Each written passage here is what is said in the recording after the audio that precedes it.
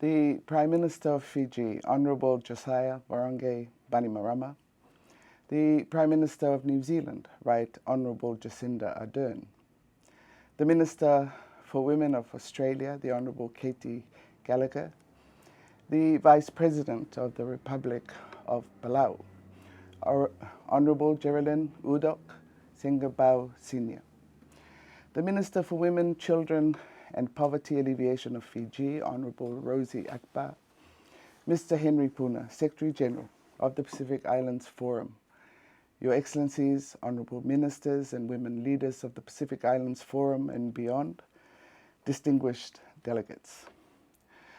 I am delighted to provide this address for the inaugural meeting of Pacific Islands Forum Women Leaders. As Samoa's first female Prime Minister, a Samoan Matai, a woman leader in my family, extended family and village community, and long-time Cabinet Minister and representative of my country, this is both a privilege and an honour. On behalf of my government, I express deep appreciation to you. We have an expression in Samoa, e aule ina ilau ata maitai. Women achieve what they set out to do. Our meeting today deals with an issue so fundamental in character and so often shaped by the interests of so many. When viewed through different lenses, be they political, economic, social, or environmental, the commitment to an implementation of priorities to promote and advance gender parity in leadership and decision-making, and the empowerment of all women and girls will always vary. It is high time we refocus our attention on further employing effective interventions in support of these efforts.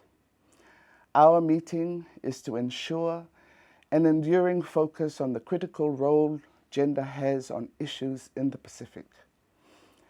The issues in the Pacific, as many of you will know, are copious, complex, and intricate.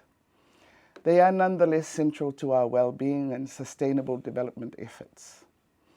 If ever there was a more appropriate time to further advance gender equality priorities and integrate gender perspectives across the raft of challenges that we face in our Blue Pacific region, that time is now.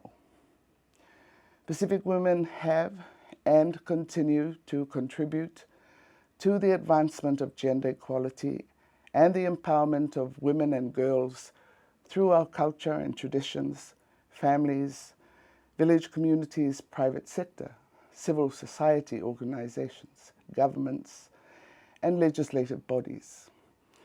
The glass ceiling may still exist today across various sectors and parts of our societies, but we are most assuredly bringing these barriers down. The spread of the pandemic across our Blue Pacific region has been relentless, the impacts significant. The acute socioeconomic impacts of COVID-19 that we are facing will no doubt be significantly compounded by the effects of climate change and natural disasters. These add to existing challenges and vulnerabilities faced by our communities across all sectors. Forum leaders have declared climate change as the single greatest threat to the livelihoods, security, and well-being of the peoples of the Pacific. Taken together, these considerations are critical to any dialogue we hold in our plans to build back better post-COVID-19. I want to recognize the significant and bold strides we have made in gender equality policies and legislation in our region and countries over these past 2 decades. Through the CEDAW, the Beijing Platform for Action, the Convention of the Rights of the Child, the Samoa Pathway, the 2030 Agenda and SDGs, regional agreements like the 2012 Pacific Leaders Gender Equality Declaration, the SPC's triennial conferences of Pacific women, and various human rights and UPR reports, to name a few. These continue to drive and inform our work today. But as with many developmental aspirations, women and girls continue to face challenges and barriers in advancing these important efforts. The pandemic has had a marked impact on our people and their livelihoods, particularly on key industries such as tourism, causing a slowdown in our efforts towards achieving sustainable development. Our focus is to ensure the social well-being of our citizens, in particular women and children and vulnerable groups affected by the downturn of the trajectory of socio-economic development and increased poverty. Our response also includes community outreach on preventative measures as well as on gender-based violence. We are committed to building a nation in which our women and girls are able to realize their full potential, from shaping the future of their families to shaping the future of the nation. It is our collective responsibility to empower women and girls economically, socially, educationally, and also politically. COVID-19 has exacerbated domestic violence and gender-based violence. The social and economic costs and impacts of family violence on our countries and families are high, and we will spare no effort to address domestic violence, including violence against women and children. Our commitment and determination to defeat this issue is a whole of government and whole of community approach. We must continue to advocate strongly for the promotion, respect for, protection, and fulfillment of all human rights and fundamental freedoms without distinction of any kind, to ensure that no one is left behind. Excellencies and sister participants, women are every bit as capable of being good, responsible leaders as men. We need to move beyond rhetoric and enhance our effort to promote and educate and to lift the representation of women in decision-making roles in politics, businesses, and communities. We must do better to strengthen outcomes for women and girls across key national and regional priorities and ensure that Pacific women and girls are not left behind.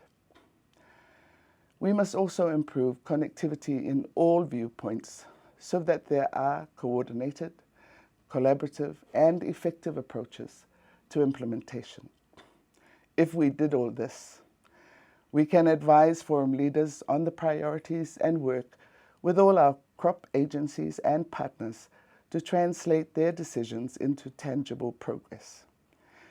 The irony is not lost on me that at present time there are only 2 women heads of government at the forum leaders meeting. This, however, should not diminish the important role and contribution of forum leaders in this work, and I wish to pay tribute to all our male forum leaders, past and present, and all men who have and continue to champion gender equality and the empowerment of all women and girls alongside us. The importance of partnership to our development aspirations cannot be understated. I wish to warmly acknowledge the support of all our development partners, crop agencies, the UN and intergovernmental agencies, and CSOs and the private sector. Thank you for your continued assistance and support to our Blue Pacific region and countries. To all women leaders present and past, and to sister participants from our Blue Pacific in all their diversities, I salute you. Soifua.